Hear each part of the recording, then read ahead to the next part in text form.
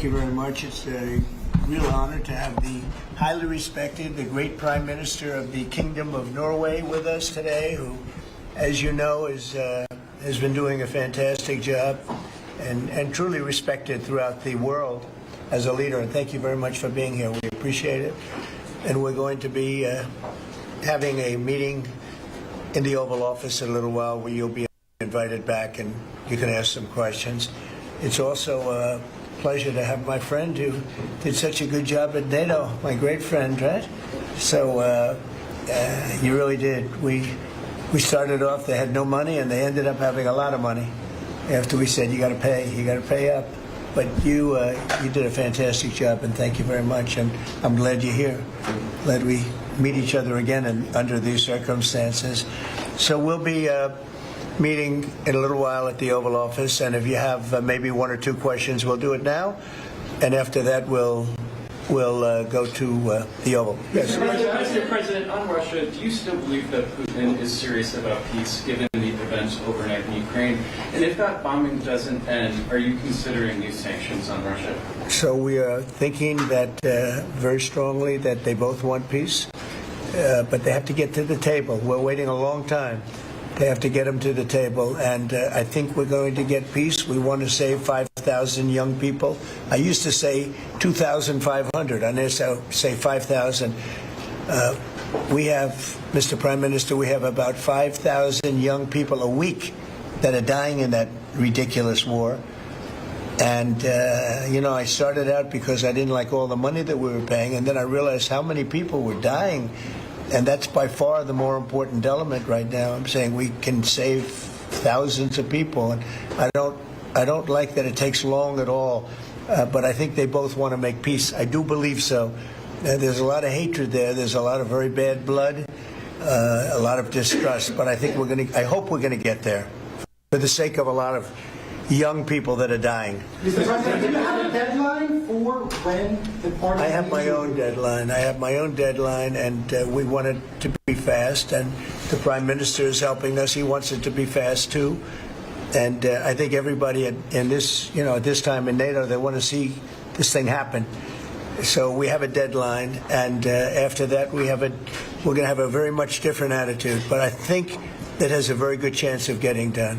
Mr. President, what can Norway do to prove that they're an important ally to the U.S.? What can Norway do? Just keep doing what they're doing. We have a very good relationship with Norway. Great leader, great people. I know many of the people in Norway, and it's truly it's an incredible country. So all they have to do is keep doing what they're doing, I think, is probably the best answer I can give. Yeah. As you pointed out, the former Secretary General of NATO is here. Mr. Stoltenberg, how important is the NATO defense alliance, Mr. President? Is it sacrosanct from your perspective? Well, it's a very interesting question. It's certainly very important for Europe, and I think without us it wouldn't be as nearly as powerful.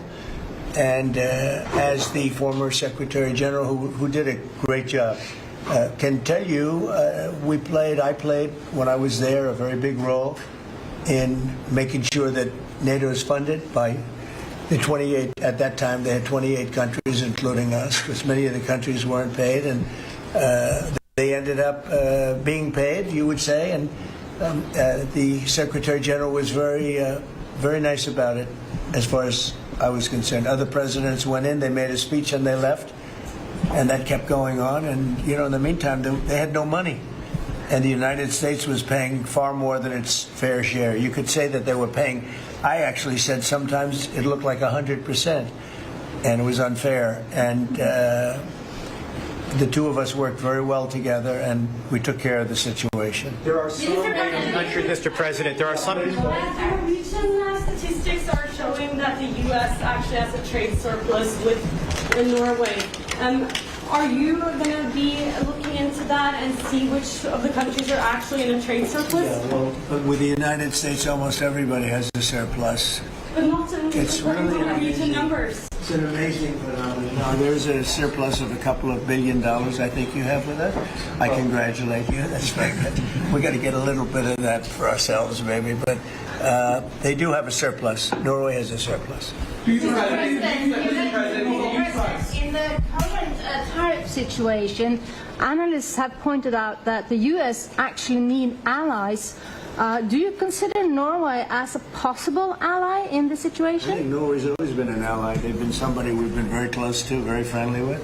Maybe more so now with me than other people, but I think Norway's always been a great ally, yeah. Norway's been a friend. That's a very strange question, actually, because the U.S. is our lead ally, and we build on a relationship which we will talk about now, Mr. President, but it's of high relevance, and I'm very happy that we have Secretary of State and Secretary of Defense.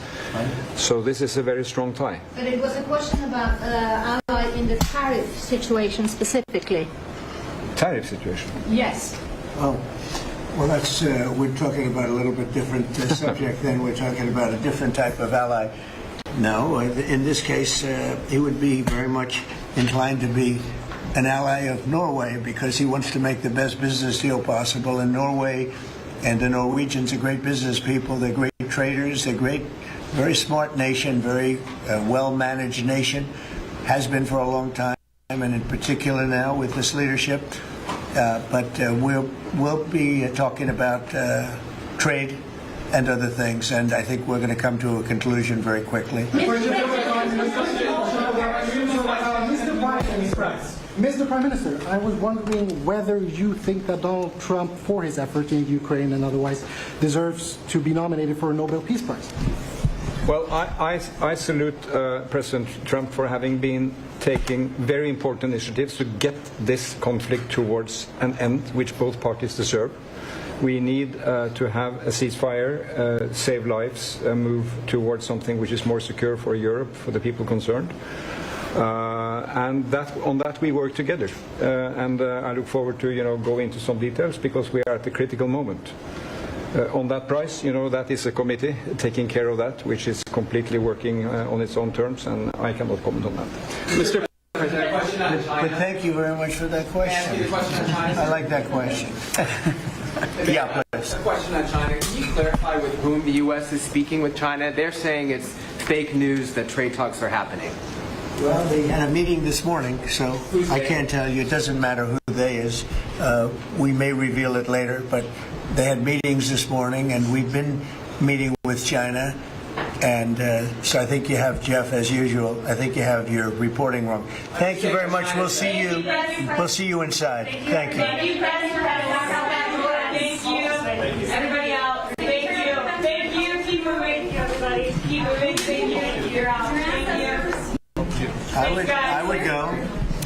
We'll all go together to Norway. Oh, yes, please do. I want to go skiing. I love Norway. I love Norway. Why? It's beautiful and beautiful people. Thank you, Mr. President. Thank you. Thanks, guys.